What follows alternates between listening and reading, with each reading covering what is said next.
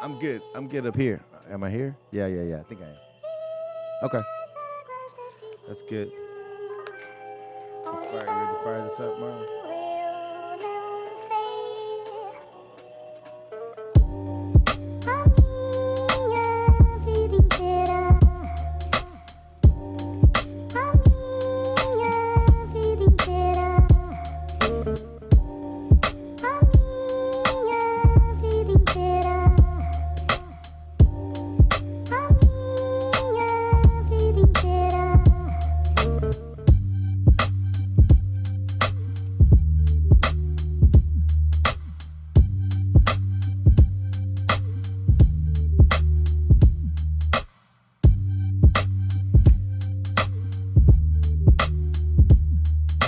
And good morning.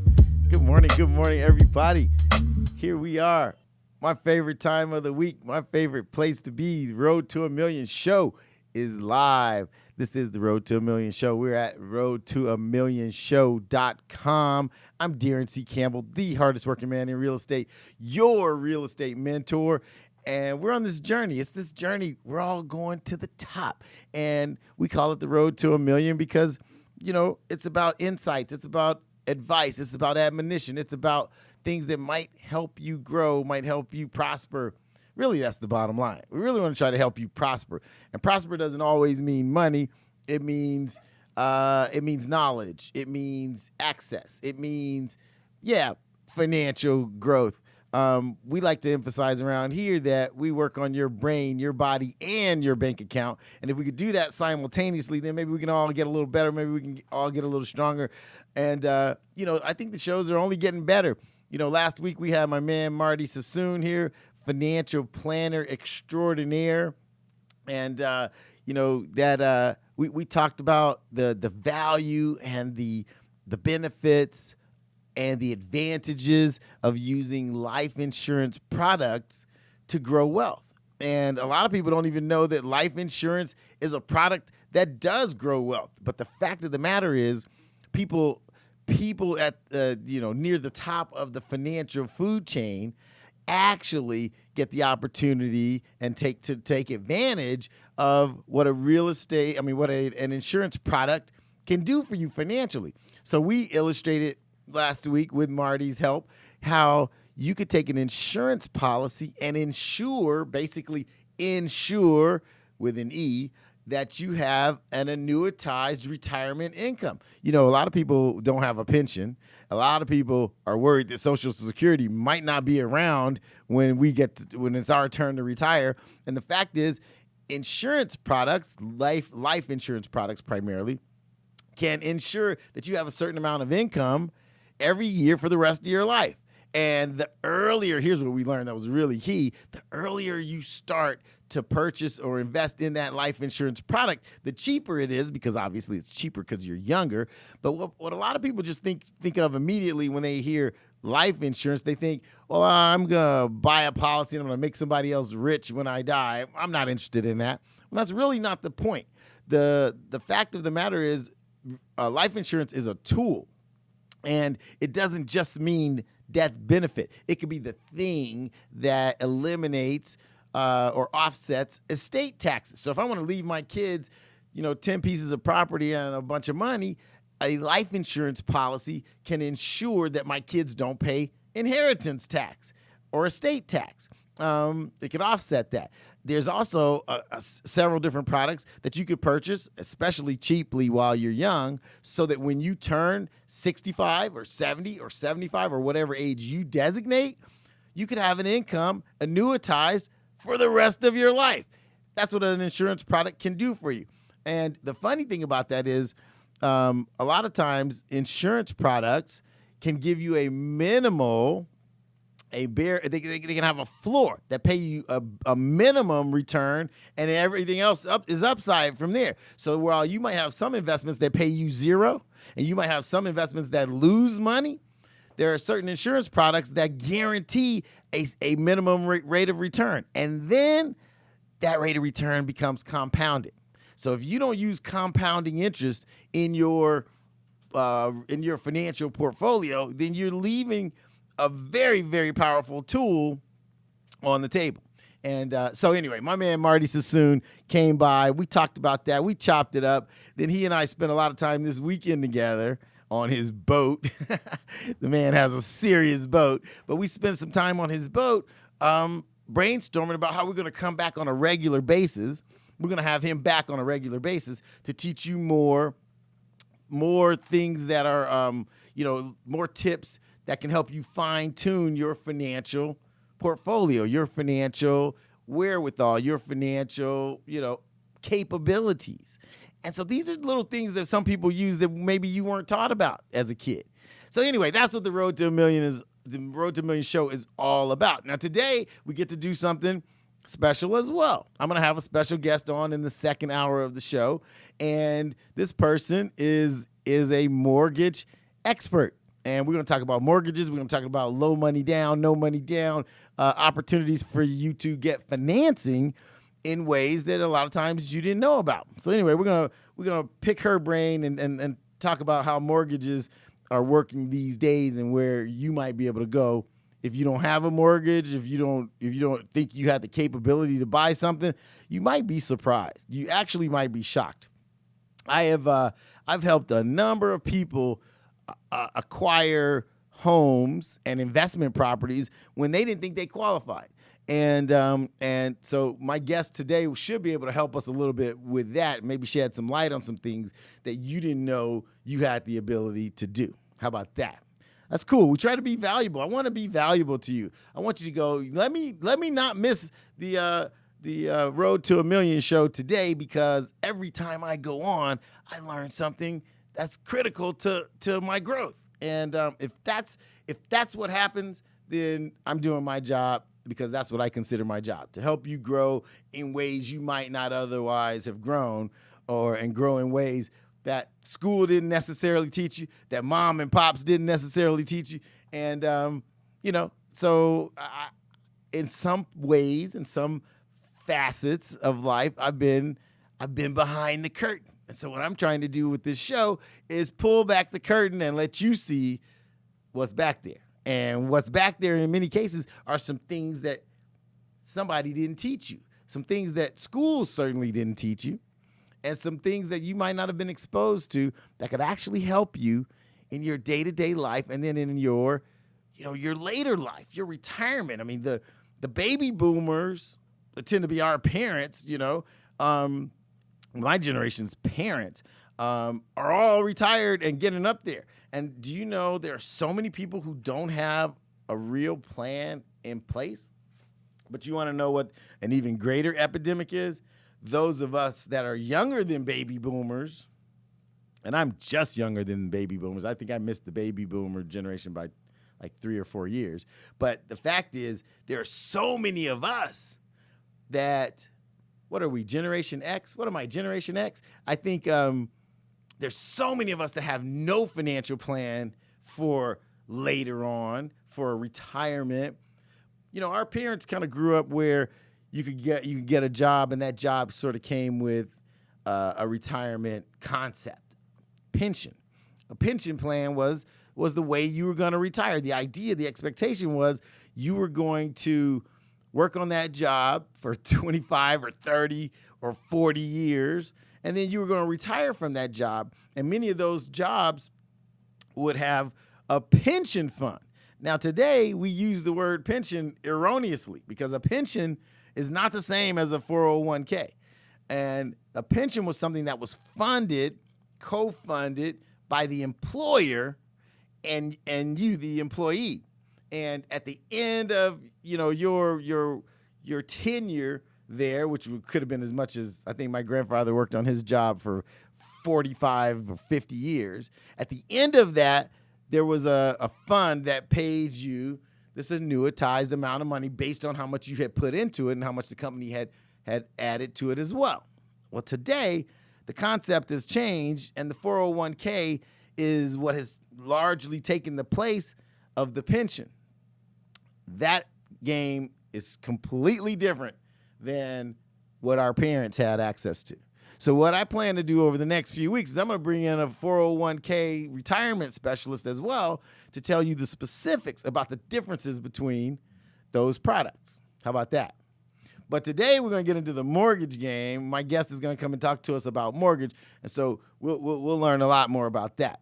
But that is coming up in the second hour. This first hour, we're going to talk a little bit about drilling down and giving yourself the best opportunity to achieve the most. And I'm going to use some of the observations I've made over the years to try to talk to you about some of the things that are critical and imperative to people's individual and business success.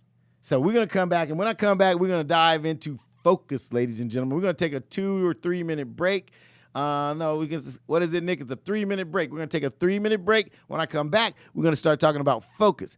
Focus. I love that topic. So we're going to get into focus for the next 30, 45 minutes, and then I'm going to bring on my guest, and we're going to talk about mortgages, interest rates, loans, and financing your future. I will see you in 3 minutes. This is the Road to $1 Million Show. I'm Daron C. Campbell, the hardest working man in real estate, your real estate mentor. We'll be back in 3 minutes.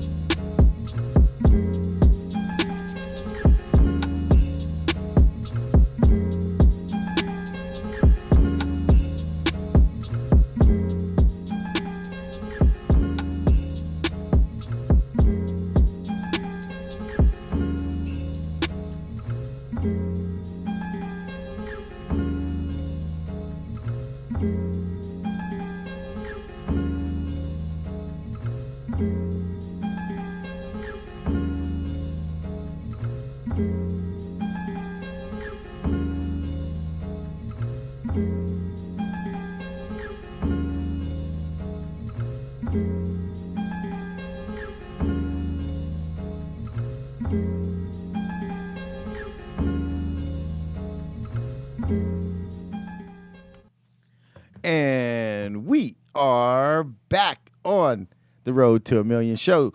This is the Road to $1 Million Show. I got to pull this mic closer. How about that? Road to $1 Million Show at roadto1millionshow.com. You know, we went live, or at least we went Facebook Live last Thursday. I was at the National Association of Real Estate Brokers conference in Las Vegas, and so we did a little segment live. I don't know how many of you caught it, but we had a really good time because we had almost 300 realtors in the room, realtists in the room, and it was phenomenal. But the cool thing is, when I go to events like that, and then I get the privilege of speaking and being one of the keynote speakers, I get the opportunity after I'm done ranting and pontificating and yelling, as I've been told I do. I get the privilege of talking to people in the real estate profession, people in the sales profession, people in the mortgage profession, people in the different financial aspects, primarily real estate salespeople. But then what I do is I get to talk to them. I get to ask them about what it is that they think, is their biggest obstacle to achieving maximum success.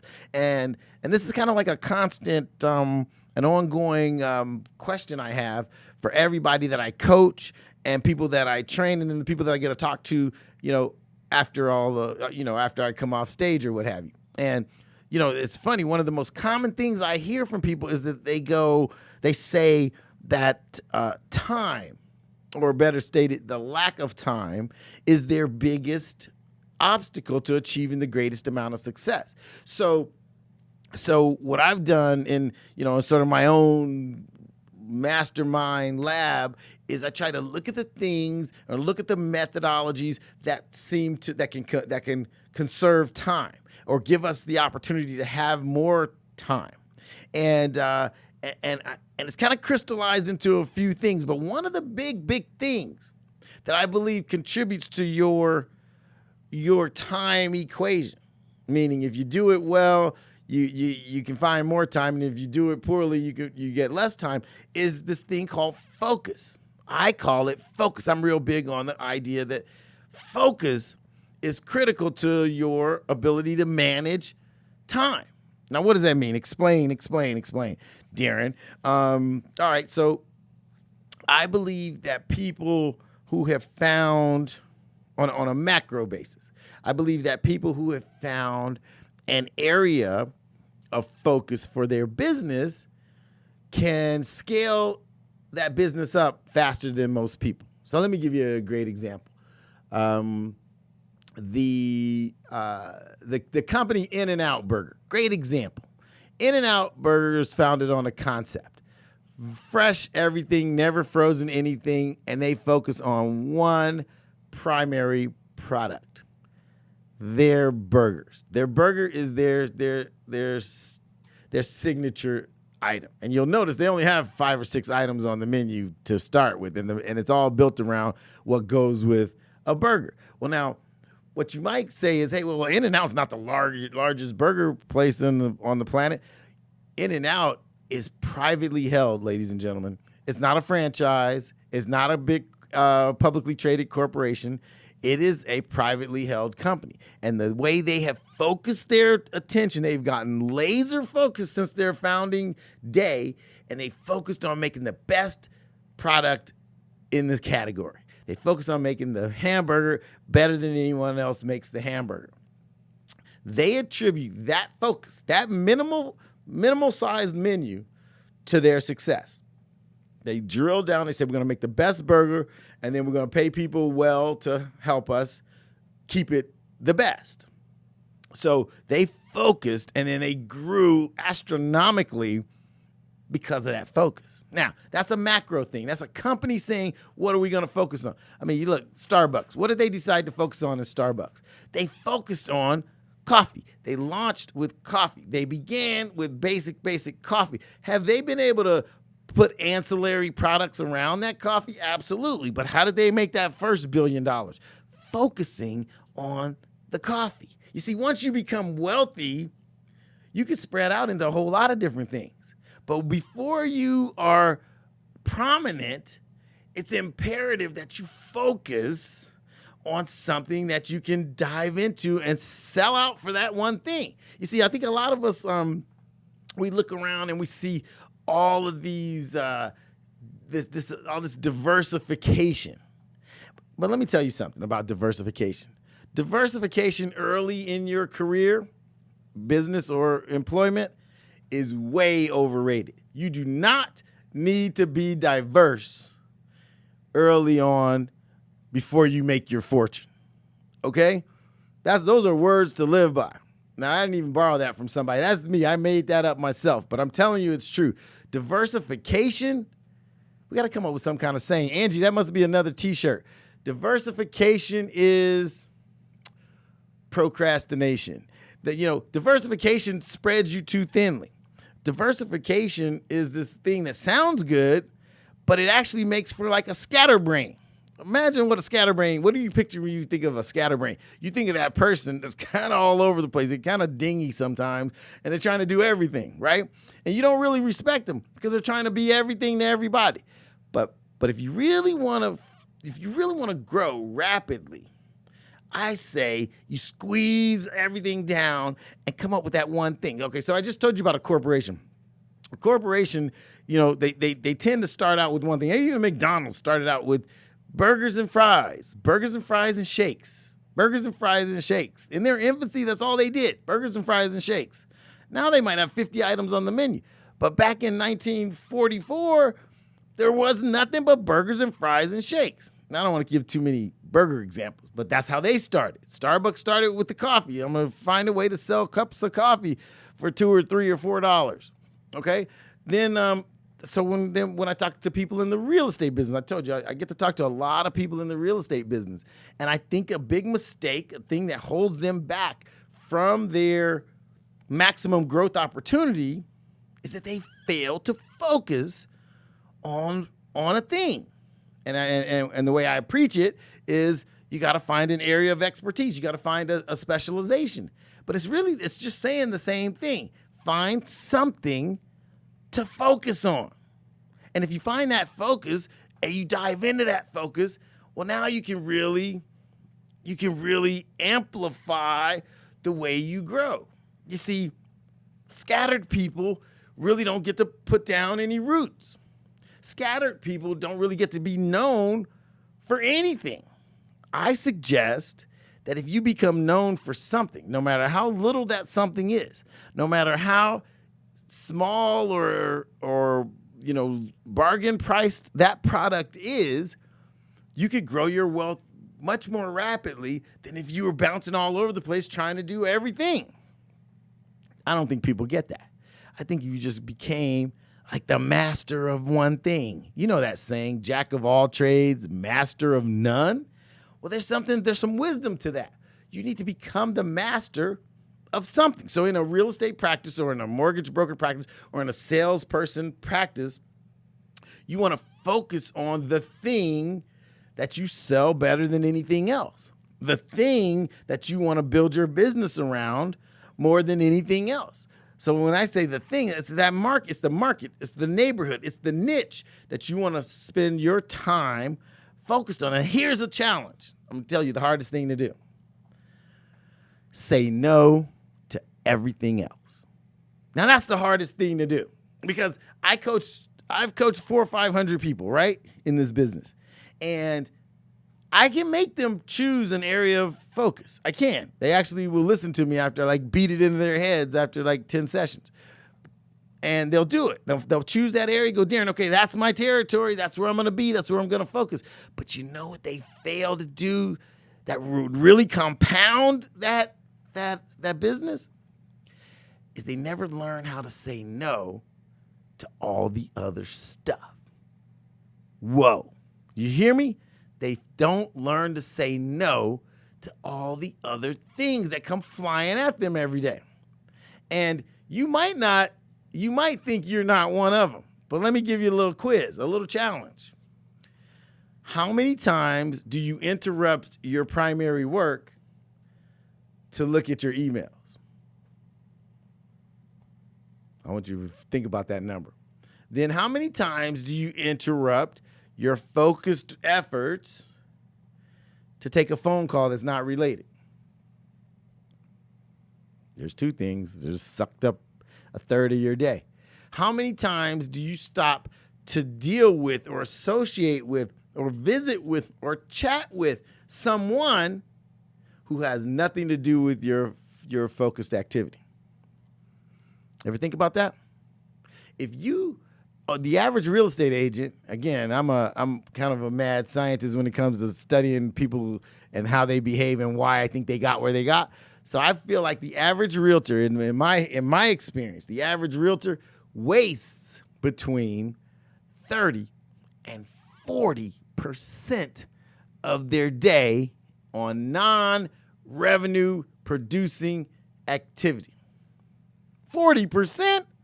So how much more money would you have made if you put that 40% into revenue producing activity? How much more money would you take home this year if that 40% was spent on revenue producing activity? If you had that focus that we're talking about for that other 40% of the time.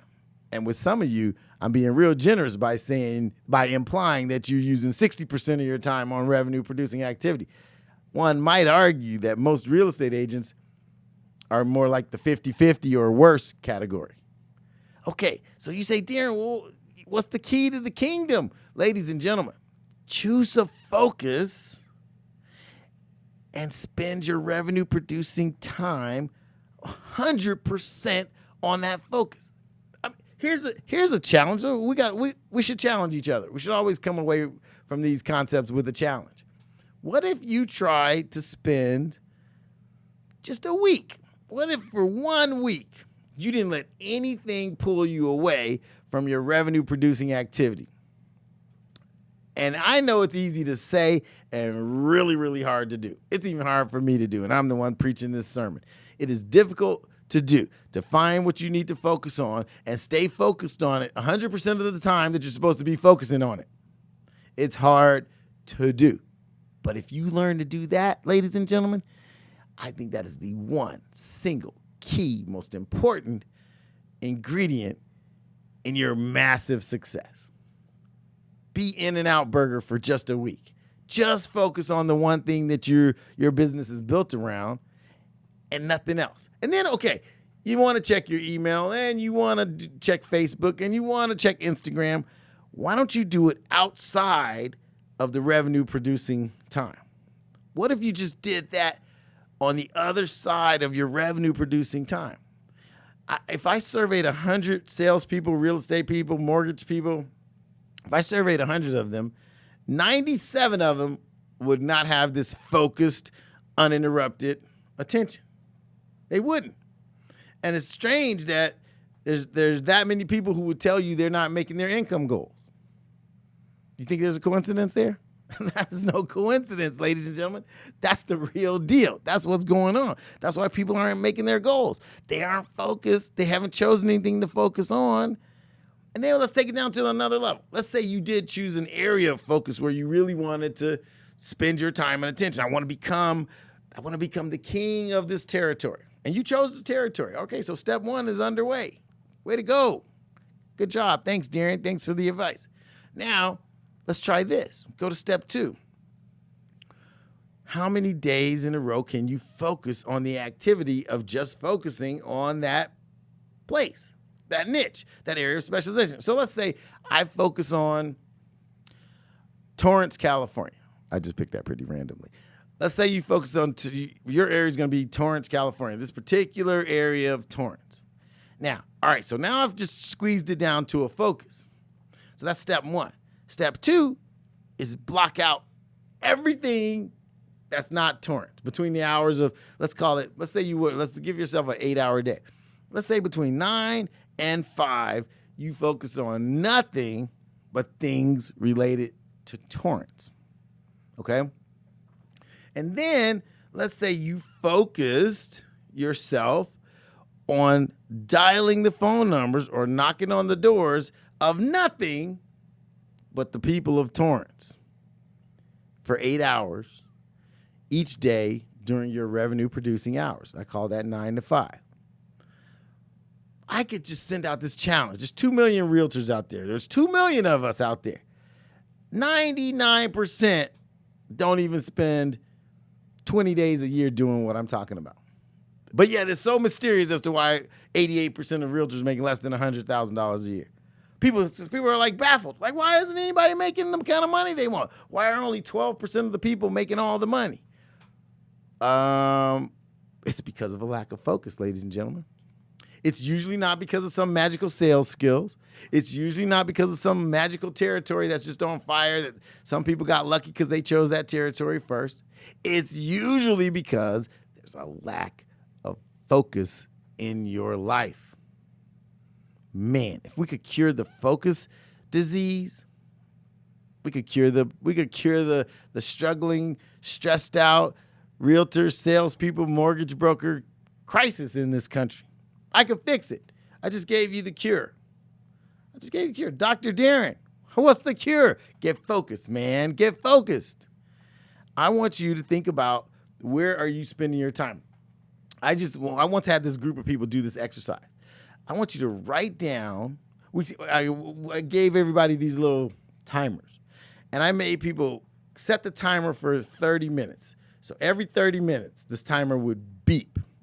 And so at the end of that 30 minutes, each person had to write down what they did for the last 30 minutes. Woo-wee. You want to talk about an exercise that told some truth, that really messed people's heads up? It shone a light on how much time people were actually wasting in their day. You might want to try that. Every phone has basically an egg timer in it. So what you could do is set your smartphone to beep at you every 30 minutes. And when that beep happens, take 2 minutes and write down what you've done for the last 30 minutes. And at the end of the day, I want you to go back and look at what's on your page, what's on that piece of paper that you wrote down, your activities. The sad thing is, most people will find that they didn't do very much that was productive. The productive time was the smallest piece of the chart, and the goof off, wasted, zone out, Facebook goof off time was the majority of the day. Isn't that crazy? Even people who work 9-to-5 jobs and punch a clock, when employers have surveyed what their employees were doing on an almost minute-by-minute basis, that same 30-minute egg timer test, they found that most employees were at about 45% productivity. 45% of a workday, and 55% was other stuff.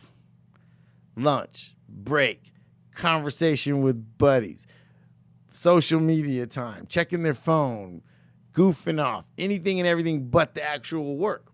If you could find a way to raise your productivity, let's say from 50, 60% to 75, 80%. Imagine the difference in your business. Imagine, because look, I'll get a little technical on you for a second here. If you're at 50% productivity and you simply go up to 75% productivity, that's not a 25% increase, ladies and gentlemen. That's a 50% increase. 25% in addition to the 50% you're already giving is a 50% increase. How would you feel if you had a 50% increase in your revenue, a 50% increase in your salary, a 50% increase in your productivity? Imagine how powerful you'd be. Imagine what kind of leverage you would have over your employer. Imagine what kind of domination you could have in your territory. Think about that. So try that as a project. Why don't you take today? Why don't you do it today as soon as we're done with the show? We'll be done. Let's say you start at 11 o'clock. Every 30 minutes from that point forward, I want you to jot down what you accomplished in the last 30 minutes.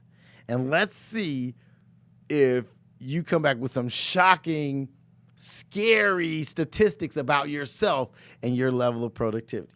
Oh my goodness. Look out. Reality check is coming, ladies and gentlemen. Reality check is coming. This is all in a quest to just get you more focused. How about that? Can we get you more focused? It's going to be fun, I'm telling you. So let's go down and talk about some ways you might get better. Okay? I gave you the exercise. So let's try to do that exercise today. But let me give you some rules of thumb, some things that you might sort of incorporate or maybe live by, some tenets, some principles. First, make it your objective or your plan to not get buried doing stuff. You see, this 30-minute beeper exercise, egg timer exercise is what I call it, but does anybody use an egg timer anymore? Everybody uses a freaking smartphone for everything. Don't get buried doing stuff. See, it's the stuff I want to throw out of your daily work schedule. Get rid of the stuff. Quit the busy work. Stop with the silliness. Come on, it's time to wake up. A lot of people mistake being busy with being effective. There's two different things. There are people who can come in and do 3 hours worth of work and do more in 3 hours than you do in 8 or 9. Now, why don't you try to flip that around? Let's talk about being effective instead of busy. How about that? Let's replace busy with effective. Okay? And then I heard this great proverb talking about getting focused. So when you get focused, I want you to squeeze this down to a singular quest. So, okay, let's start like this. There's this saying that says if you try to chase 2 rabbits at the same time, you'll end up catching none. So instead of chasing 2 rabbits at a time where you'll catch none, why don't we focus on 1 rabbit? What's your 1 rabbit? Well, here's how you decide what your 1 rabbit is. Ask yourself the night before you go to bed or the morning as soon as you wake up, what is the one thing that I could do today that will make my life easier? So, in other words, what's the one big thing? What's the one big rock I could put in the jar? What is the one thing that if I go to bed tonight thinking, well, this is the only thing I got accomplished, you'd be proud of what that thing was? Think about it. And there's something every day that would move your needle. There's a whole lot of things that won't move the needle. I know I'm talking a lot of metaphors here, but the fact is, there's one thing you could do today that would be the most significant thing you could make happen, and that you'd go to bed feeling, hey, man, I got something real done today. Even if it was just one thing, what is that one thing? I want you to give that some thought. Let's try that. After we do our egg timer exercise today, tonight or tomorrow morning, I want you to wake up and say, what is the one thing I could accomplish today that would make my day have been worth it, have been significant, have been worthwhile, have been accomplished? Give you that good feeling, that good sense of accomplishment. Do you know what I'm talking about? You know that feeling I'm talking about, right? There you go. They say, there's this saying that says time is the currency of achievement. Well, that means using your time in its most efficient manner gives you the most access to the currency that time is. So in other words, use your time wisely, because that is the ingredient, the key ingredient that goes into the thing that is achievement for all of us. So I'm finding that the most focused people, the most single-minded people get the most done. Even though the people that are running around saying, I got 90 things on my to-do list, kind of feel like they're doing the most. Oh man, I'm so busy. I was so crazy busy. I think we like saying that. Is there some honor in this random busyness? I think not. I think we got to flip the switch. We got to flip the script. There ain't no honor in being busy. There is no honor in just being busy. The honor is in being effective and efficient. So what's the one thing you could do that would move the needle? There's a book that I read where they said there's a myth, there's a lie that you've been told, and it is that everything matters, or even everything matters equally. Everything doesn't matter. It does not matter if I make it to my favorite shoe shine joint and get my shoes shine. That doesn't matter nearly as much as if I follow up with that client who could close that $8 million transaction and give me the ability to buy 2,000 more pairs of shoes. I mean, just as a baby silly example, I could go spend an entire hour driving to my favorite shoe shine guy, let him shine up the shoes, pow, pow, shiny and sparkly and mirror finish. Great. My shoes look great. Or I could spend that same hour following up on the people that came to the open house over the weekend because one of them might have the ability, the capacity to pay for that $2 million transaction that would then put the $50,000 paycheck in my pocket. Same hour, same hour. Did they both matter the same? Were they both worth the same? You decide. You see, there's a difference between the activities that we do. There's an inherent value attached to every activity. And not only is there a value in that activity, there's an opportunity cost to every activity. So everything you do is displacing something else you could do. So what is the opportunity cost of what you're doing? There's an opportunity cost of watching my show. You might be watching my show right now, and if there's something way more valuable you could be doing, then that's something you need to be thinking about. You could also have the option of going sitting in the donut shop, eating 12 Krispy Kremes and missing my show. You got to decide what's more valuable to you. Which one would you get the most utility from? Which one is the thing that would move you further down the road to where you're trying to go? You see, it's not that we don't have enough time, ladies and gentlemen. Elon Musk's got the same 24 hours in a day that you do, and he runs 3 publicly traded companies. How many publicly traded companies did you run yesterday? Think about it. This man runs 3 publicly traded companies, over 100,000 employees. And he can do that having the same 24 hours that you got allocated. He got 24, you got 24. He ran 3 companies, and you did what? Use that egg timer routine. Check into that. Look into that. I think it might be an eye-opener for you. It might blow your mind. It might be a revelation to you. It might be something that messes you up. You might come back to me next week and be like, DC, what the heck? I did the 30-minute egg timer exercise, and I realized I've been wasting time like a madman. I'm telling you, I think it's going to happen. I think it's going to happen for a lot of them. I'm going to have Marlon do it. Marlon's going to do the 30-minute egg timer test, you guys. We'll share his results on the next show.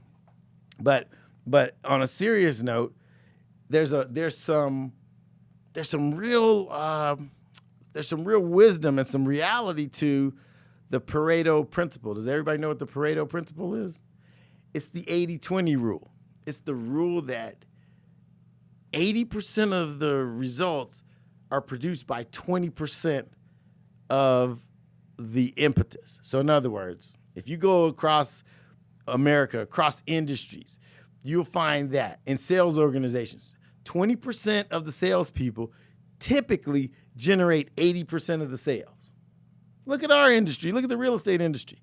Less than 20% of the salespeople produce more than 80% of the velocity and the volume. That's called the Pareto principle or the 80-20 rule. The fact is, in studies, it is shown across the board in so many different ways that you get 80% production out of 20% input. Now, your job then is to decide what 20% of my day, of my life, is producing 80% of my results, and focus on that. Does that make any sense? Okay, so we did a case study in one of the companies I used to run, and we decided, let's try to figure out where most of our business is coming from. So we did a study that decided, okay, we're going to evaluate, because what we did in this company was we did hard mail advertising, so postcards and letters. We did door knocking. We'd send our salespeople out and do door knocking. We did telemarketing. We got everybody on the telephones, and we did cold calling. And then we did newspaper advertising. So I said, I'm going to take all 4 of those categories, and then I'm going to chop them up, and I'm going to decide where. I'm going to look at where our closed sales came from, and I'm going to figure out where our business primarily comes from every year. So we were doing $2 billion worth of transactions every year. And I said, I'm going to take these 4 categories of the places we get our business, and I'm going to figure out where our business really comes from. Whoa, shocking stuff. the Pareto principle was true to almost to the number. We got 80% of our $2 billion worth of transactions from cold call, from telemarketing. That was in the real estate business in a company I ran about 10 years ago. But the fact is, it was kind of mind-boggling because there was all those other things. There was the mailer, there was newspaper ads. This was before social media was a big thing. And there was door knocking. And so we spent a lot of time doing those three, and then we spent a lot of time telemarketing, having everybody cold call. We found out through this study, I actually published it too. I wrote an article about it. But the fact is, we found out that cold calling produced more than the other three methods combined. Isn't that shocking? The 80-20 rule applies in almost everything you can think of. So it behooves you, it makes sense for you to stop and look at your revenue, look at your earnings, look at your money, and look at the sources from which you sourced all that stuff. And what you'll find is that usually there's a disproportionate thing that out-earns all the other things. Crazy, right? It's crazy. Today's real estate world, it might be social media. It still might be cold calling for you. It might be door knocking for you. I'm not saying those other things don't work. I'm saying for us, we got 80% of our business from the telephone. Now, if that's not crazy, I don't know what to tell you. But it's amazing. It's an eye opener, and it will help you decide where that focus ought to be. This segment is all about focus. Where should I be aiming my time and attention? Well, in order to decide where that focus ought to be, you got to stop and look at where your business came from, right?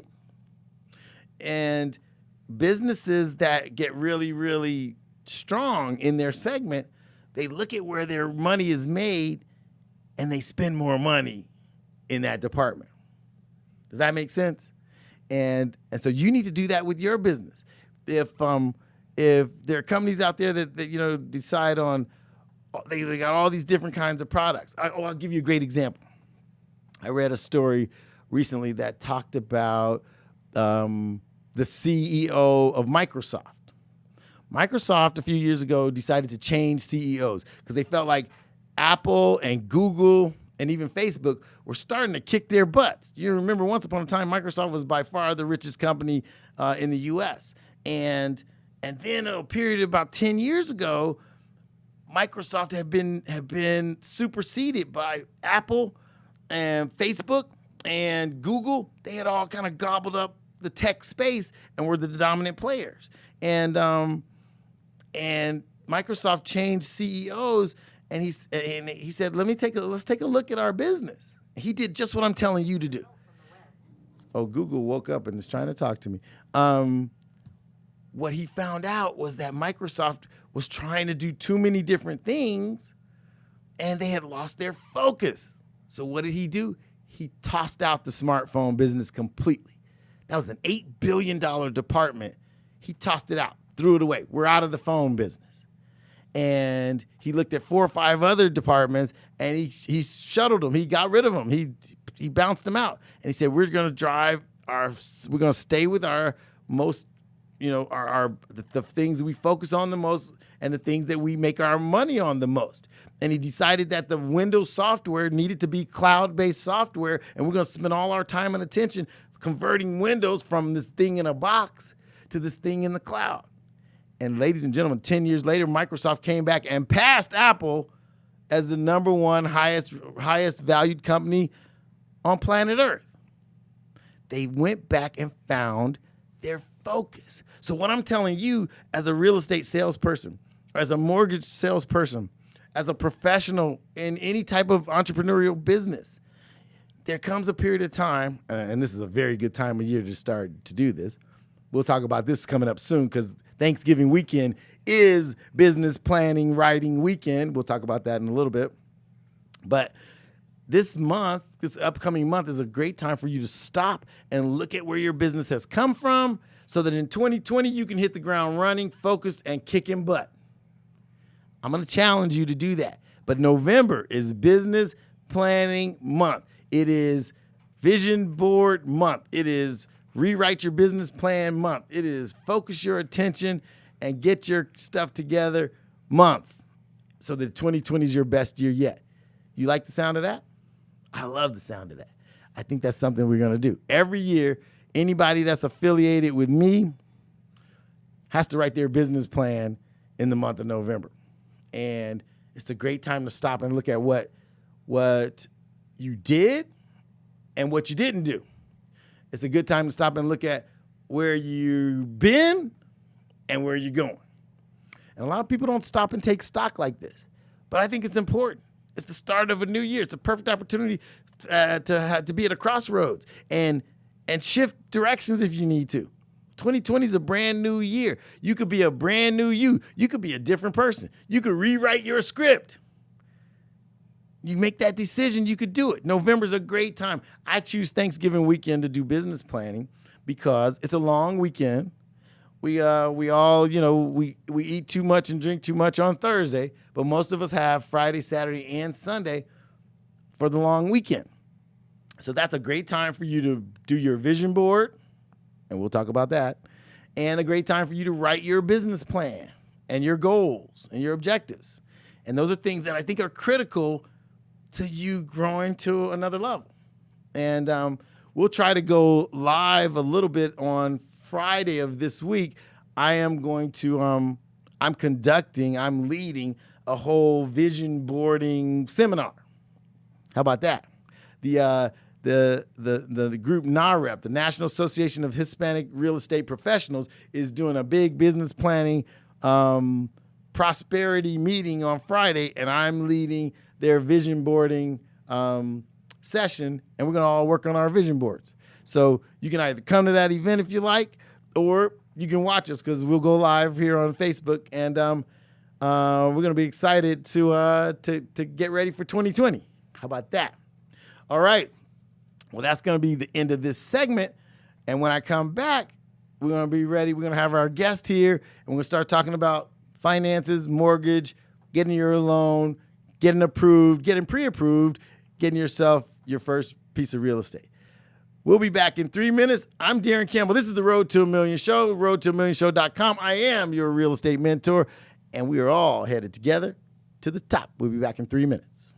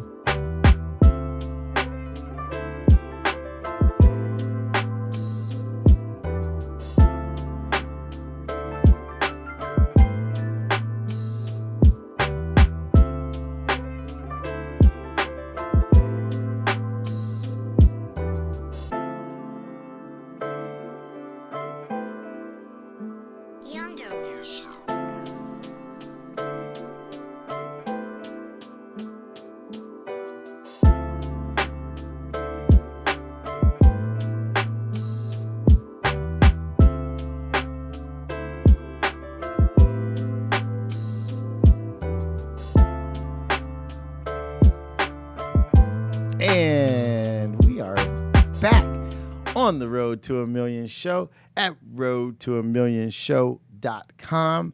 I've been goofing off, not giving you guys the phone number. If you want to call in and holler at me, give me some ideas about what you're hearing on the show, give us some feedback. We'd be happy to have that. We're at 818-914-4087. And I'm always listening to your ideas. I want to hear some feedback. I want to hear if you think I'm crazy about this focus topic. Focus is everything. And I think focus can become your habit. And the cool thing is, I might have shared with you recently, I might have told you recently that it takes 66 days to form a habit. And if you want to become focused, why don't we take from now till the end of the year to start some new habits? See, focus is something that if you practice it, it'll become who you are. And if you start to narrow down your scatterbrainness and stop and get out of the shiny object syndrome and start drilling down and narrowing down the thing and quit chasing 20 different things and decide on that one thing that's going to move the needle today, then you can start this habit of becoming focused and doing the one thing that will make a difference in your day, will make a difference in your life. And then over time, then your habit will become doing that most important thing. And if you started each day knowing what the most important thing is, and then doing that thing, and then if you let everything else fall into its place, then you'll find that at the end of the day, you go to bed satisfied because you know you did the most important thing. You know you did the thing that moves the needle. You know that you did the thing that makes a difference in your road to a million. And all the other things will strangely fall into place. Your returns, your results will start to be exponential because you are a focus-driven individual. And I'm here to tell you that it'll shock you. If you get out of the multitasking game, if you get out of the shiny object syndrome game, if you stop running around, bouncing around, trying to be everything to everybody, and just decide what that one thing is going to be, I'm telling you, it's the number one disease that plagues salespeople, realtors, mortgage people. They don't focus. I'm challenging you to focus. Since it takes about 66 days to form a habit, we got about that much time left in the year. Why don't you take the rest of the year to start to get your focus? Now, why don't we begin by deciding and agreeing with me that November is the perfect business planning month. We're going to do our vision boards. We'll do that together. Marlon will take us live at the vision boarding event on Friday. We're going to write your business plan for 2020. We're going to figure out how you're going to grow, how you're going to conquer, how you're going to get better, how you're going to proliferate, how you're going to prosper in 2020, whether you like it or not. We're going to do that. I think it's the perfect time to do it. It's the perfect time. Isn't it the perfect time to change your life? Why don't we make that happen right now? All right, we're going to go to a short break because our super special, extra spectacular guest has arrived. I think Marlon gave her the wrong direction, so she was here a few minutes late, but we know that's Marlon, right? All right, so we're going to go to a break. We're gonna come back in 2 minutes with our super special guest. I'm Daron C. Campbell, the hardest working man in real estate, your real estate mentor. And I'll be back in 3 minutes.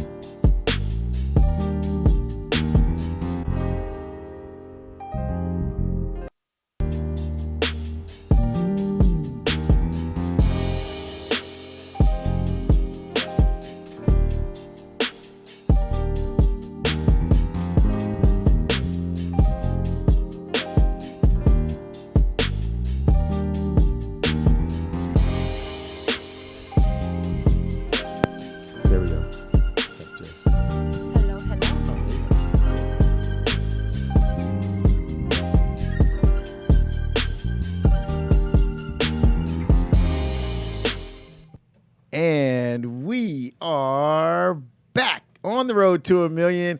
This is the Road to a Million show at roadtoamillionshow.com. I'm Daron C. Campbell, the hardest working man in real estate, your real estate mentor. This is the crew. This is the tribe. We're all on a journey. We're headed to the top. And in that quest to get to the top together as a crew, as a posse, I try to bring the best of the best experts into the studio so that you can learn something that you might not have otherwise learned. You can learn something that your mom and dad didn't teach you. You can learn something that they certainly didn't teach you in school. And so today, I got mega mortgage expert, Miss Melissa Barba in the house. Hey, everybody say, hey, Melissa. Woo, woo, woo. Well, Melissa, first of all, everybody, I got to give her much love because the lady drove 3 hours to get to my show. So I want to say thank you for taking the crazy drive. You're welcome. My pleasure. We got fires. We got floods. We got Marlon blocking traffic and giving bad directions. It's tough getting here from where she came from. 3 hours all morning. I got to say, the GPS gave me bad directions a couple times. And I'm like, why would it take me off the 101 to get back on the 101? Oh, my goodness. That was like a 7-minute delay. So I had to make like an illegal turn. I'm like, that's going to cut me 7 minutes. I totally did it. Well, you made it, and we really appreciate you making the trip. And ladies and gentlemen, I brought her on because this lady is a mortgage expert. And what we try to talk about here on the Road to a Million show is how people can go from wherever they are to a better place. A lot of people want to own their first home. A lot of people want to figure out how to refinance the one they have and do something better, expand, buy some income property. And so I thought it would be important to have you, one of my favorite mortgage experts, on the show to talk about how we can get people going. Let's start by tell us, you want to tell us anything about your business you want to tell us? Company, what you do, how long you've been doing it? I've been doing mortgages for 4 years. Okay. Which is not that long. I had someone of my Facebook leads call me, right? And he's like, so how long you been in the business? I said, 4 years. Oh, well, then that's not going to work because you don't have enough experience. And I said, well, what makes you think I don't have enough experience? Because as far as I'm concerned, I'm the miracle worker here. I make miracles happen. Well, you have a reputation about doing just that. So that's part of why you're here. Well, I think it's just like in any business, it's not just about mortgages. It's not about insurance. It's not about real estate. It's about the person, right? And are you the type of person that makes shit happen? And I don't know, is it how PG rated R this is? Can I speak freely? You go for it. Just go for it. Say whatever moves you. Yeah. So, I'm not the type of person that takes no for an answer easily. I will eventually if it's like I'm like, okay, I'll take that no. But for the most part, so, it's like, if one bank says, okay, this is a no, well, I find a way and see, okay, how can we structure differently? So every case is different and no loan is the same. So you work with lots of different banks. Yes. So you're a mortgage broker. Tell my audience how that works. I actually work with the direct lender. I'm a direct lender with American Home Loans. However, I've built a lot of relationships over the years, and that's probably one of my fortes is building relationships. So even if there's a time where I personally cannot do the loan, I know the right people that will. So that's key. Yeah, that is. Because my goal is that if you come to me, we're going to get the loan done. Gotcha. So some people think they're kind of just relegated to their own bank, and that's really not the case, right? To be honest with you, it's like that is not how it works. Like I would tell you, it's not how it's supposed to be, but everybody, at least in the industry, they have to have resources other places because one bank is not going to be just the best at everything. Right. I got you. Yeah. And so are there programs out there for people who've never like first timers? Are there like specific lenders or specific programs that are aimed just at people who are buying for the first time? Yeah, absolutely. Well, first of all, the most common programs for first-time home buyers, it's FHA. Right. FHA is the most flexible program. It really is a really good program because you could go with as little as 3.5% down, which is really not not that much at all. That's super low. I mean, Yeah, you could buy up to a 4-unit with 3.5% down. Now, there are different regulations for 3 units and 4 units, but at least for single families and duplexes, it's just 3.5% down, and you pay your closing cost as well. However, we always find ways to help to kind of help the contribute buyer toward with that. like a seller credit and maybe a little bit of a lender credit as well. So they end up paying about maybe a third of the closing cost. Now, this is big because my crew, I preach income property ownership. And to hear that you could actually potentially buy a piece of income producing property with 3.5% down, and they find ways to many times get the seller to give you a credit at the end, meaning you could erase some of those closing costs. And this is kind of, what I've done a lot of when we get into a transaction and we go convince that seller in order to make this deal go smoothly, he ought to contribute a little bit to the buyer's closing costs. And so what she's saying to you guys is 3.5% down on a duplex, or you know what I preach. So basically, is like at least with the realtors that I work with, that we've created a good relationship over the years. Technically, we end up helping the buyers to get in the property with like 4 or 4.5% all in total, including closing costs. So it's really that's amazing. It's a deal. That's amazing. Yeah. And we're talking about your opportunity to really grow yourself, because you know how I preach the income property game, right? Buy a duplex, live in one, let somebody else help you pay that mortgage. Buy a triplex, live in one, let 2 other people help you pay that mortgage. What she's saying to you is FHA allows you to buy a 1 to 4 unit. Is that correct? Yeah. So 1 to 4 units with this teeny weeny down payment, ladies and gentlemen, it's an opportunity that a lot of us aren't taking advantage of. You'd rather pay rent to somebody than own a 4-plex where you live in one and 3 other people help you with that mortgage. It only makes too much sense. And you need to talk to a mortgage expert like Melissa in order to make this happen. That's pretty phenomenal. Yeah, absolutely. And then also there's different little caveats for the unit part. It's a little bit more tricky when it comes to 3 and 4 units because the FHA rule is that the rents of all the units cannot multiplied by 75% cannot exceed the mortgage payment. The rents of the other 3 or all together? I mean, the mortgage cannot exceed the 75% of the total amount of the rents. So let's say the total rents are $10,000. Just to give you round numbers, because I'm not that great on math. I use calculator. Okay. Don't worry. Marlon does too. And so let's say it's $10,000 and the mortgage payment is $12,000, So then if you multiply 10,000 times 75%, that's 7,500 is definitely off. Right. It's not going to cover it. Right. And in most cases, it's kind of difficult to find properties that meet that rule. Gotcha. At least for triplex and fourplex. So let's just to put this more succinctly. If a property has $10,000 in monthly income, then the mortgage needs to be $7,500 a month or below or less. Yes.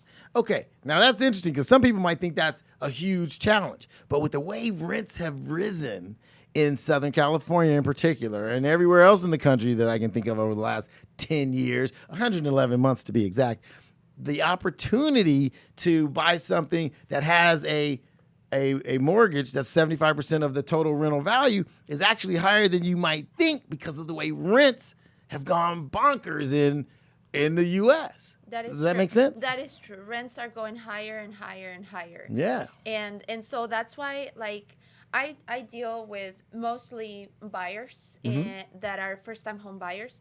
I do specialize a lot in the Latino community, and I love it, honestly, because a lot of times the borrowers come and they literally come expecting that they're gonna get a no.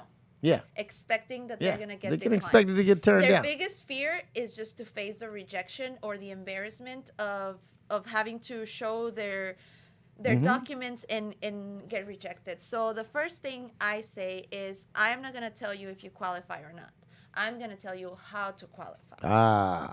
That's key. Yeah. That's key. So I like that. I always open up with that because that puts off the pressure of whether you get pre-qualified in this very second to go buy a home, which a lot of cases it happens that way, and we issue the pre-qualification letter on the spot.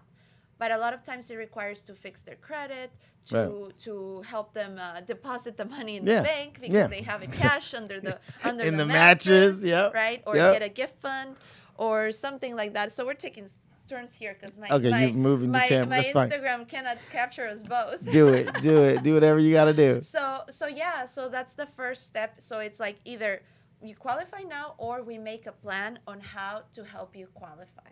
So I always tell there's 3 major components. It's income, there's credit, and there's assets or down payment, right? Yep. So the income, there's really not much we can do as far as fixing it because the income is the income, right? And there's not a lot you can manipulate on that. Can't fudge that too much. Right. So the only way of expanding that income is to adding borrowers. And that's very common. Like I deal with that all day long, and we have 2, 3, sometimes 4 borrowers. You merge some incomes together. We put them together in between, 4 people that make $30,000 a year.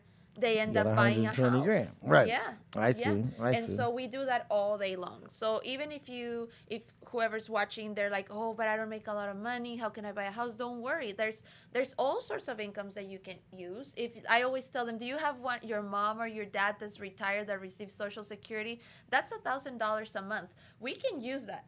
And that's a little bit. Or let's say somebody that takes care of a disabled relative and they get IHS's income. That's something you can utilize. Oh, wow. Or child support or alimony or anything of that, as long as it's documented.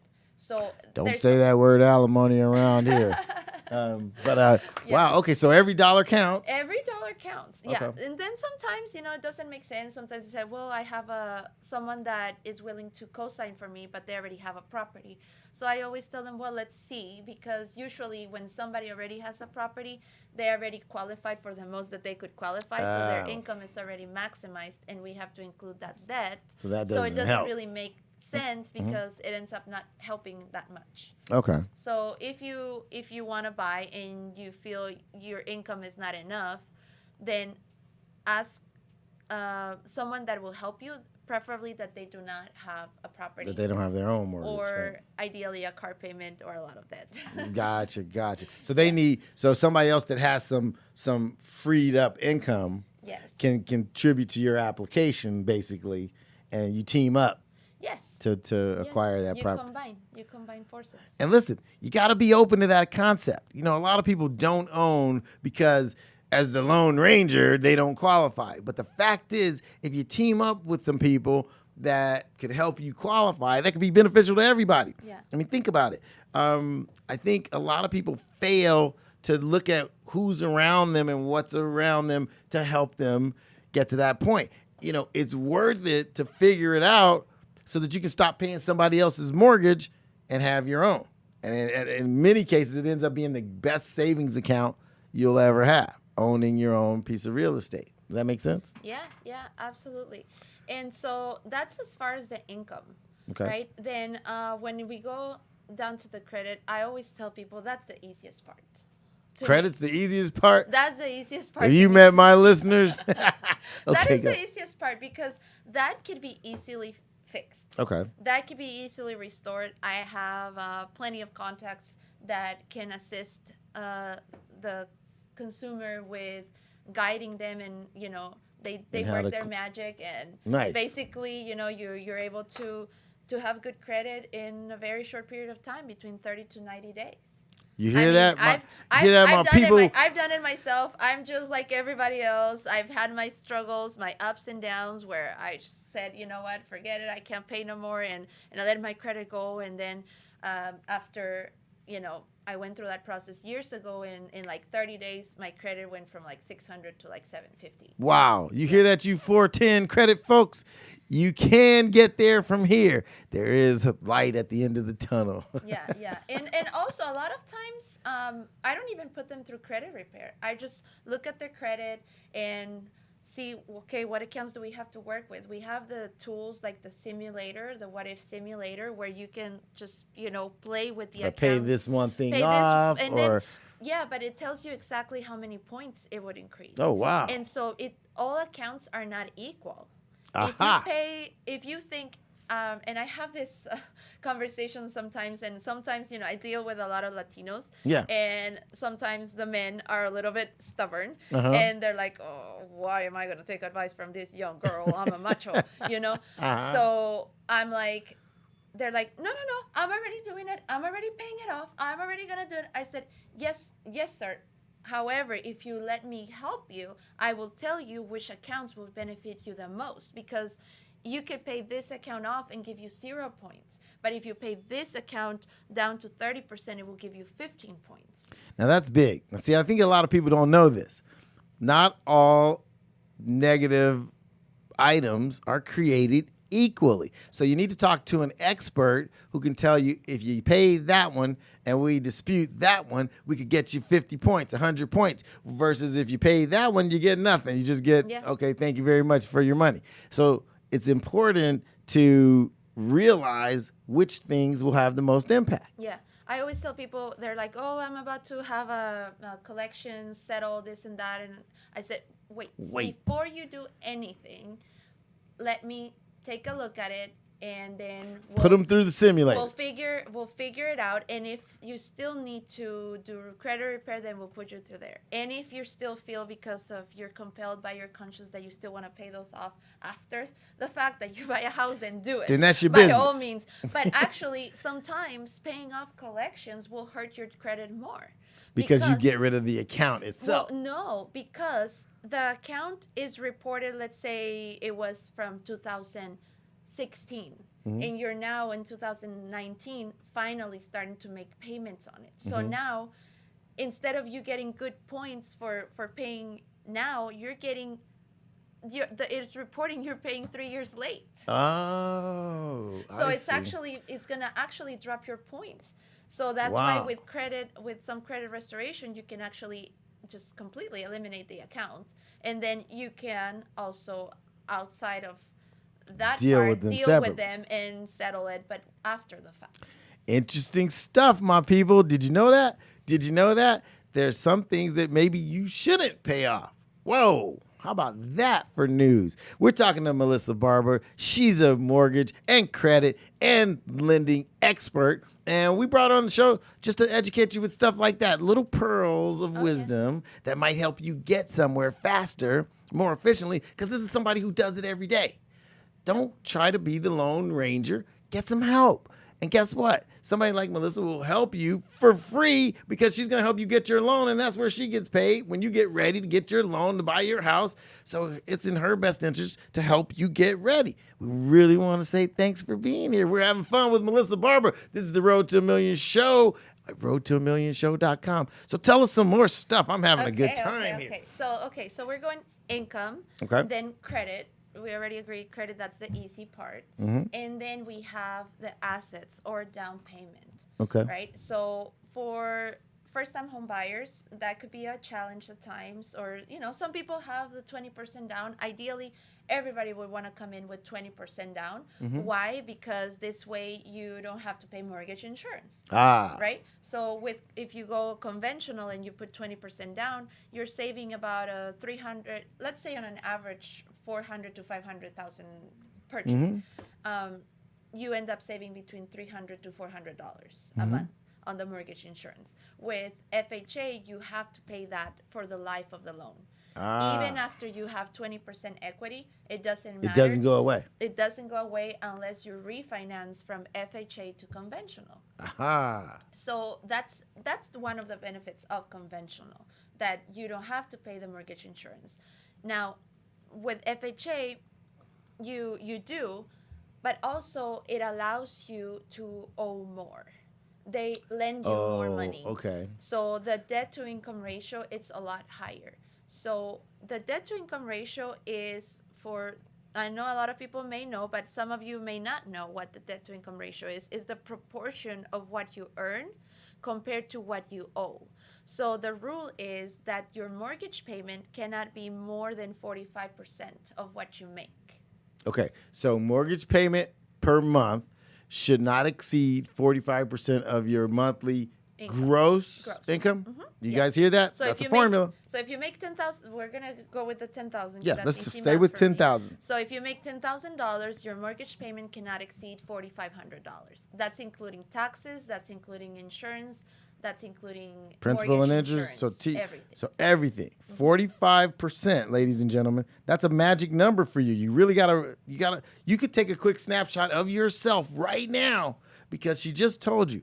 Take your gross income, and that's before taxes and gross income. Okay, so your gross. That's if you are an employee. Okay. If you're self-employed, we can go on that route. That's a whole different animal if you're self-employed. Right now we're talking W-2 income. Okay, straight income, your paycheck, your monthly gross income is a number. It's 10 grand. You're making pretty good money.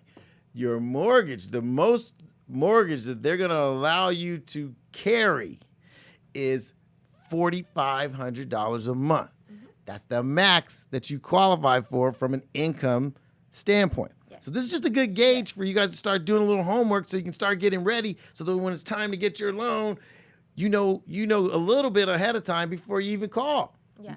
Now, most people have at least a car payment and a couple credit cards. Yep. So that's going to add on top of that to the debt. So then we have the back end ratio, which would be including all the debt. So with FHA, technically you can go up to 55%.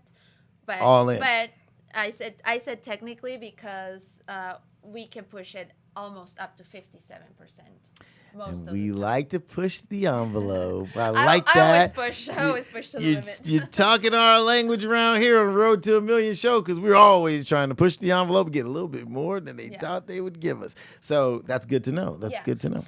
So that 12%, that makes a huge difference because, like I said, most people have at least a car payment and a couple credit cards. Yep. So then I'm just explaining that part because I'm going to go into the down payment assistance program. And so it's important that I you set the table. Yes, I'm setting the table so that I can go and explain the difference. Now tell me this. So when you plug in those credit card payments, are we using like the minimum monthly payment? Yes. Okay. Yes. So you guys hear that? It's the minimum monthly payment on the credit card and the car note and all of those things, and add that to the 45%.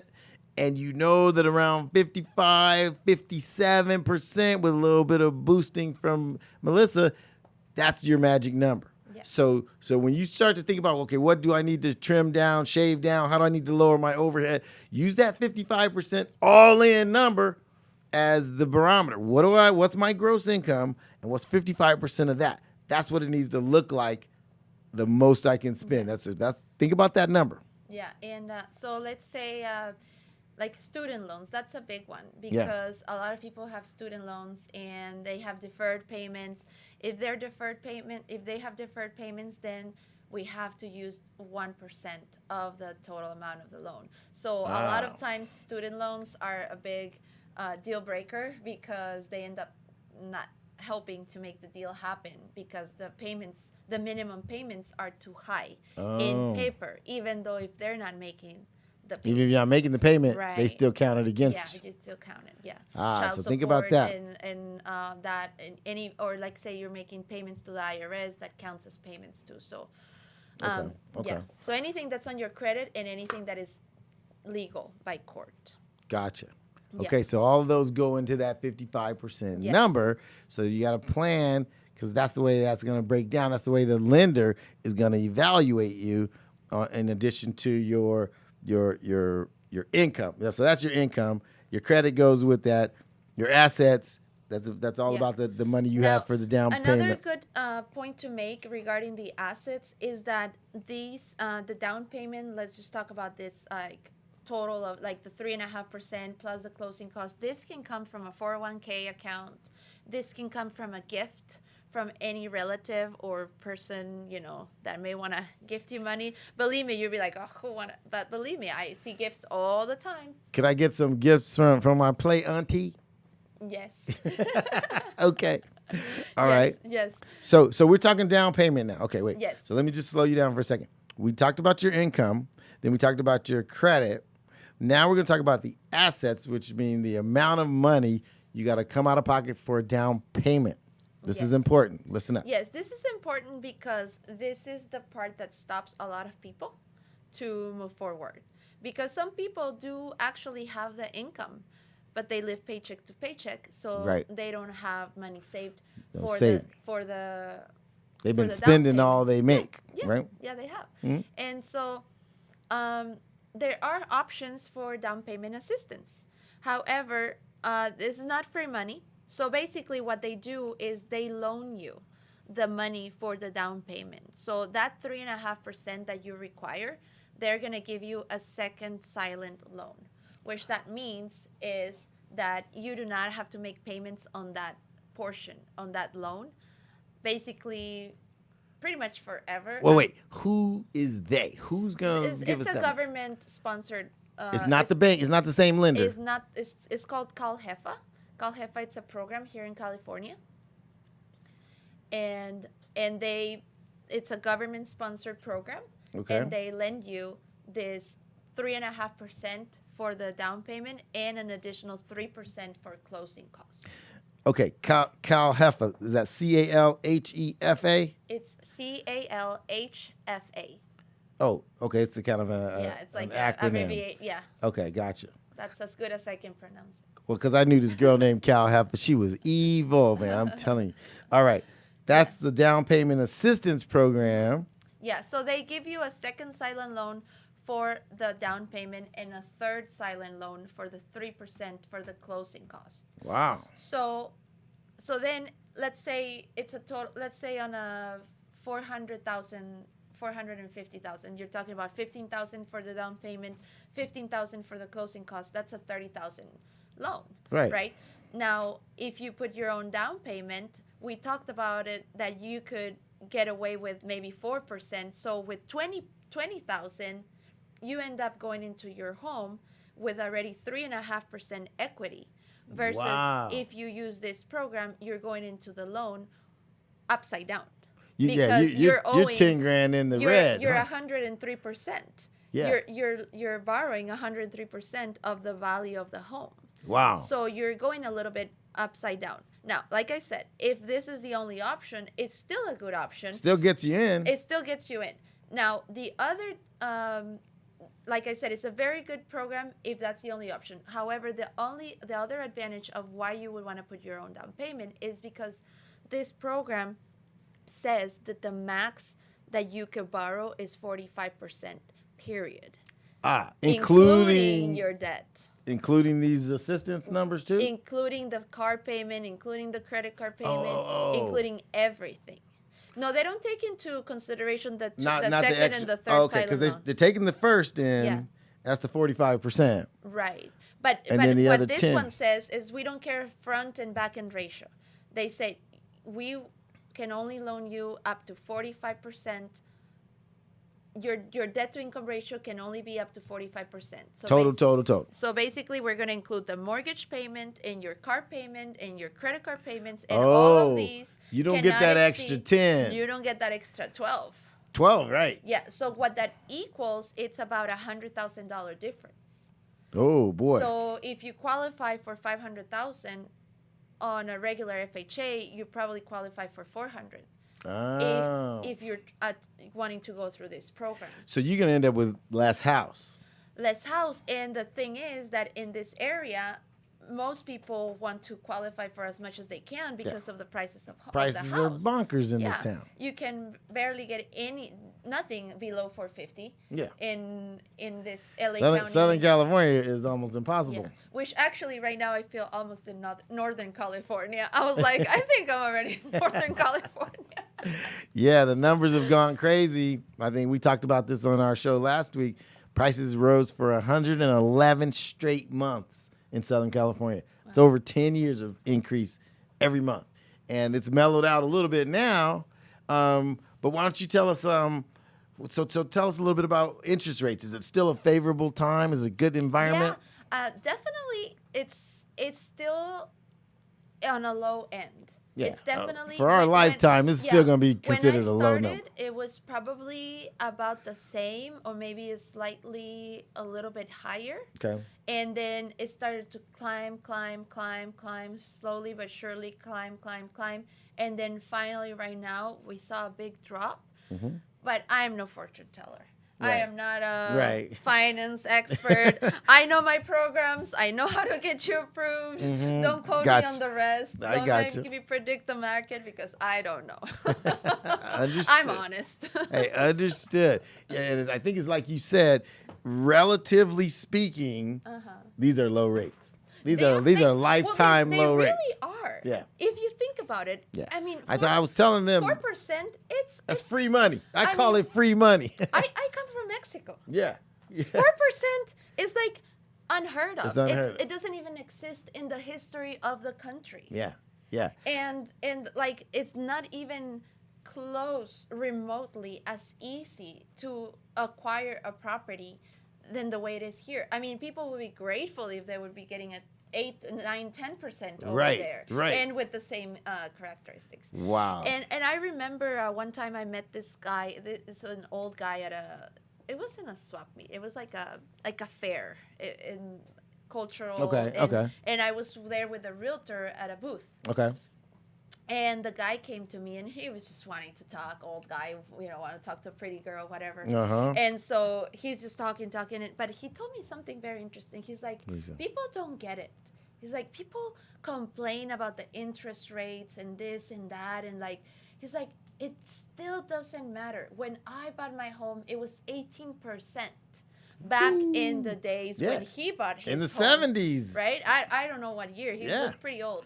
But but I can tell you he's right. But the thing is, like, even at 18%, you're still making profit instead of just throwing away your money. Well, and think about it. You're being subsidized. So you're talking about like 3.5% down. That means a bank is saying we're going to loan you 96.5% of the price of this house. Oh, and we're going to loan it to you at 4% interest. Ladies and gentlemen, I think we got to realize this is a huge opportunity to have a purchase, maybe the largest purchase of your life, subsidized by a bank. And in other countries, it's like she's saying, in other countries, they don't get this privilege because the interest rates are so much higher and the leverage is so much lower. And they make it so difficult. Yeah. Like, they won't just lend you so easily. I believe it. Yeah.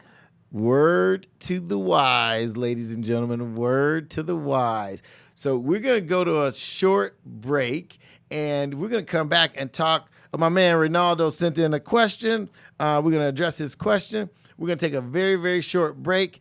We're going to come back. We're talking to Melissa Barba, mortgage, finance, financial picture expert. She's here with us on the Road to a Million show. I'm Daron C. Campbell, the hardest working man in real estate. We'll be back in 3 minutes.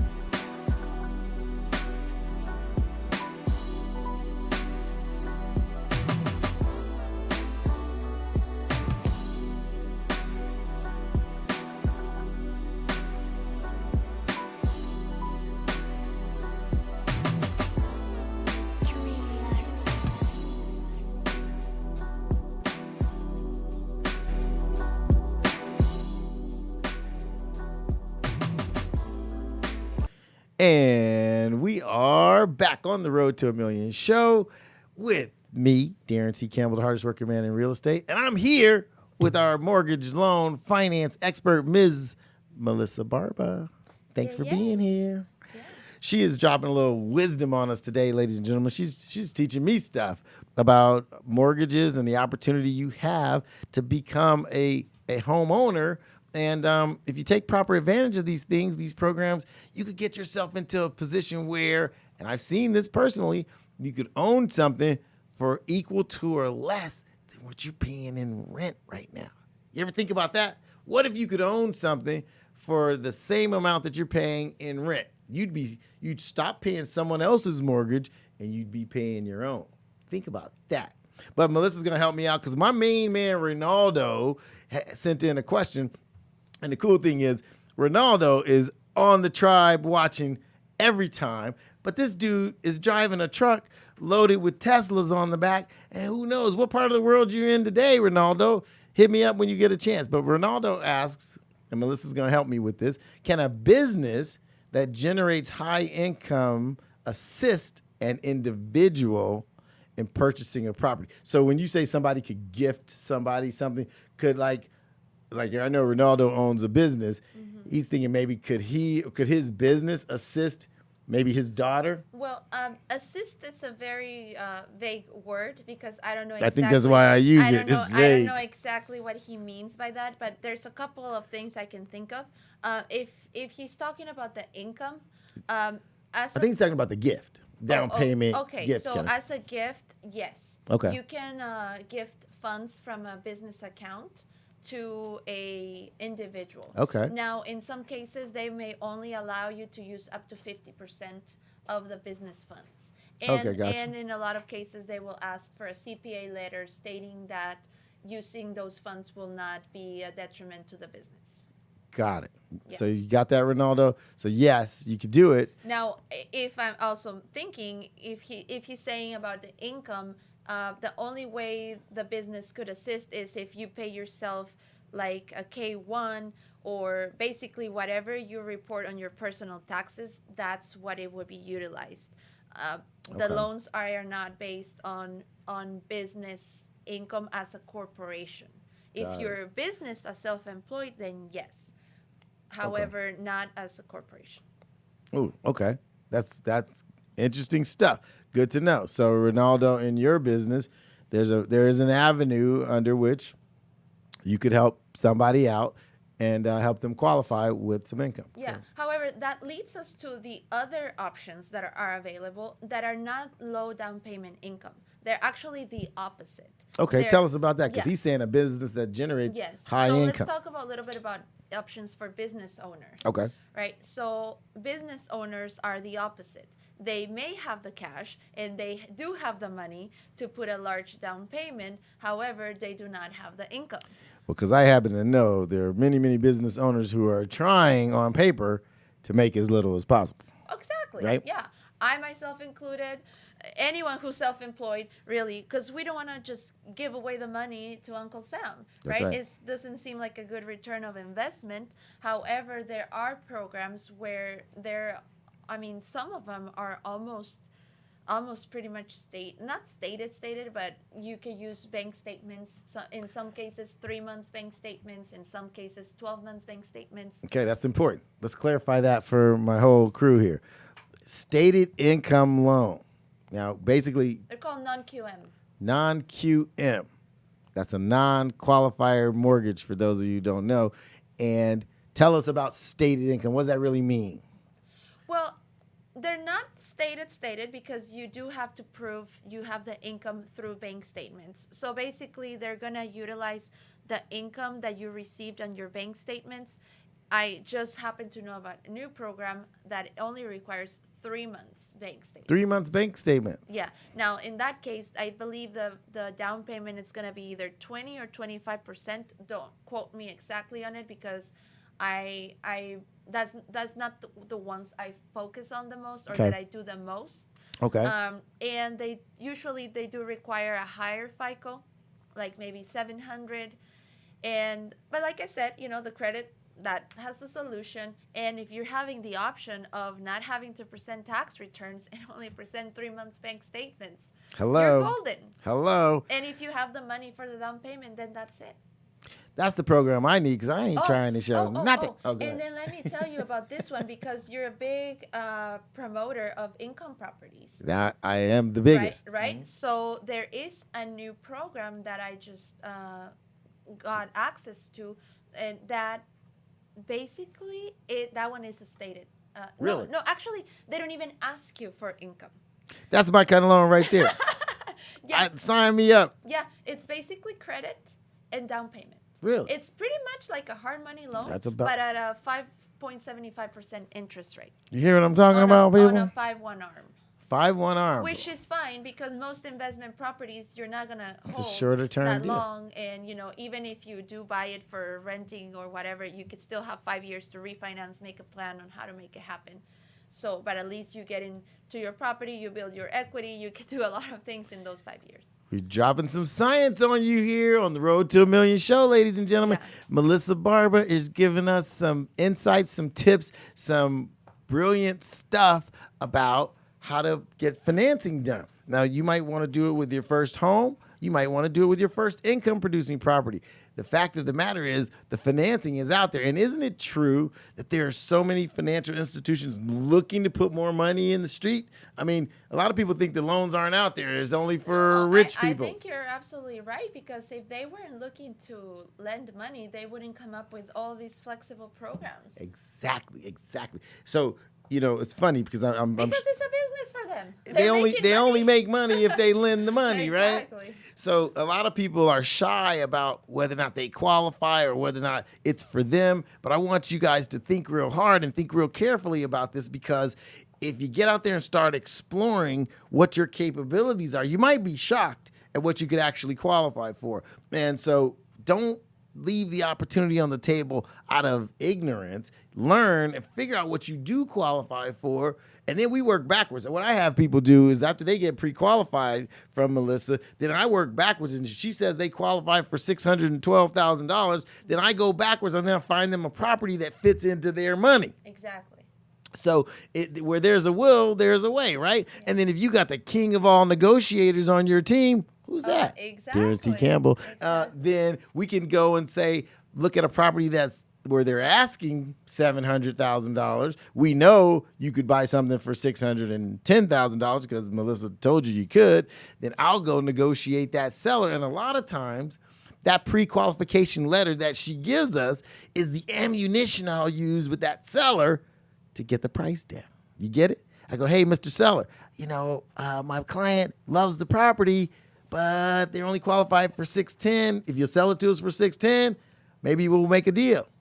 And many times they go, all right, I'd rather make a deal than sit here on the market. Yeah, and that's the key too is to really have a good representation on both ends, on the real estate and on the lending side, because it really is we're a team.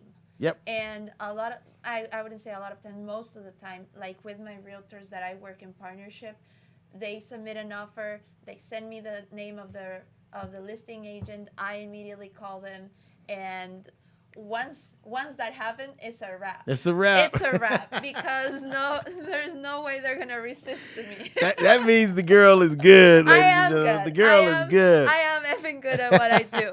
But it's not just at what I do because I'm a very authentic and honest person. Mm-hmm. So by the time I qualified someone, I know that this is good for what I said it's good for.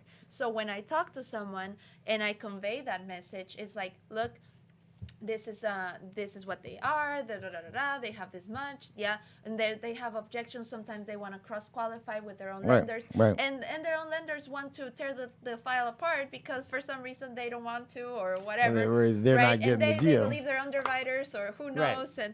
and I'm like, yeah, and I had one case where like I said, I'm the queen of pushing, The queen of pushing. All right. Yeah, and so I had this one deal. It was a conventional. In conventional loans, you can go up to 50% debt to income ratio total, front and back. And so this one deal was at 49.8% Oh, DTI. wow. Okay. And so the lender from the other one in the listing agent was like, well, but it's 49.8.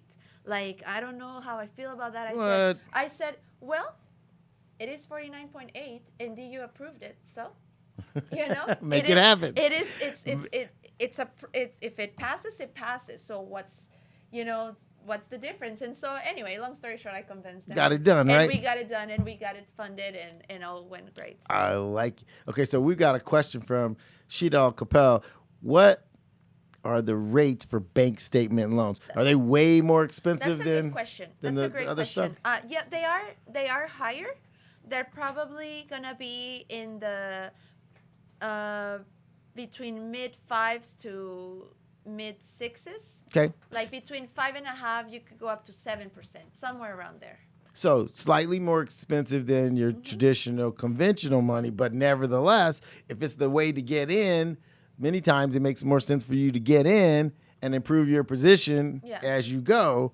And a bank statement loan, I mean, that's about as easy a qualifying That's about as good thing. as it gets, Right. honestly. Right. We're just going to look at what you deposited in the bank and we'll take your word for the rest. That's an opportunity. Recognized, ladies and gentlemen. Wow, that's awesome. That's interesting stuff. So, wow. So We're almost out of time. the time just flies. It's the craziest The thing. time flies when you're having fun. It's exactly right. It's exactly right. That's how I feel when I do my show. It's like an hour, and it goes just by so fast. That's what happens to me. This is a 2-hour show, and it flies by. And we love having experts like you on board because, it goes fast, but we get to educate our people about a lot of things that some people have never heard about before. Like some of these things you just talked about, I'm sure a lot of people have never heard of and didn't know existed. And that's why this is valuable, and that's why we appreciate you taking the 3-hour drive to come up here and shed some knowledge and help us out. No, I love it. I mean, this is my This is thing. your scene. This is my thing. So I love it. I perfect. I enjoy it. Well, we are honored and really, really proud to have you on board. So you mentioned earlier you don't have a crystal ball, and none of us do. But do you anticipate anything anything radical in the future that might dramatically change things? Or do you think for the moment it's just business as usual? I personally think for the moment it's just business as usual. Okay. And you haven't seen anything that might alarm the system, if you will. I mean, look, things come and they go, and presidents get impeached and they don't. And it's and you're also asking someone that I believe in. I believe that it doesn't matter what the economy does, that we as individuals have control over destiny, I like it. and that no matter whether it's a good economy or a bad economy, I choose to make it a good economy no matter what. And there's always people succeeding and thriving in the worst economies. So you're asking someone that is always going to give you that answer. So well, see, that's brilliant, because if you want to listen to the greatest investor in the history of planet Earth, Warren Buffett says, be greedy when others are fearful and fearful when others are greedy. So what he's saying basically is, even if we go into a slowdown, we go into a recession, if you will, that's the opportunity to maximize your money to grow, your opportunity to grow your money. They called the very last recession we had the largest transference of wealth in the history of planet Earth. Meaning, if we go into a slowdown or a recession, that's your opportunity to take advantage of a lower price and still grow your wealth, right? Yeah. Makes Absolutely. sense. It makes sense to me. It makes sense to her. Same thing when they ask about, is it a good time to buy? Like every day is a good time to buy, right? It's about the time you sell. That's right. one. That's the one you gotta be careful about. So I work with buyers. So they ask me, is this a good time to buy? I say it's always a good time to buy. It's just when you sell where you gotta be more cautious. That's very, very true. And the other thing about that is when you look historically, ladies and gentlemen, at where we are from an interest rate standpoint, we are still at a ridiculously low level when it comes to interest. I think my parents, when they bought their first house in I think it was 1968 or 69, the interest rate was 14%, 15%. Exactly. So this money's cheap. Yes. This money's cheap. Ladies and gentlemen, take advantage. This is Melissa Barber, loan expert, mortgage expert. We are, okay, so we got about a minute left. So tell us about your show. How can we watch you? Give us, tell us how to find you. Yeah. Well, my show is called Todóloga, and you can go to my Facebook page, Melissa Barba Todóloga. Am I going to have to get my Google Translator out to understand what's going on? It actually means everythingologist. Everythingologist. Yes, everythingologist. That's a new one. That's a new one on the brother, but okay, go ahead. It's a made-up word. I like it. And, yeah. And so that show, it's about everything. Okay. Like all aspects of life. Okay. Because I believe that we should strive to have success in all areas of life, not just one. Ooh, she's been listening to our show too, because we talk about your brain, your body, and your bank account. You got to develop all of those to be a complete person. And also I have my website, todologa.com. Okay. And you can see some of the previous shows there. And Nice. it's every Monday at 7 p.m. Awesome. And my Instagram is Melissa Barba03. And follow her. Yes, the ladies, follow me. The lady's got wisdom. she's got knowledge for you. She's got access. Just a disclaimer, the show is in Spanish. That's what I said. I'm gonna get my Google Translator out and bam. Gotcha. Okay. But I'm gonna learn Spanish. This is one of the biggest mistakes I made in high school. I took French. What the hell am I gonna do with that? Ladies and gentlemen, this is the Road to a Million show. I'm Daron C. Campbell, the hardest working man in real estate, your real estate mentor, and I'm gonna see you. This is where you have to say at the top. So I'm going to cue you. And I'm going to see you at the top. All right, everybody have a great day. Peace.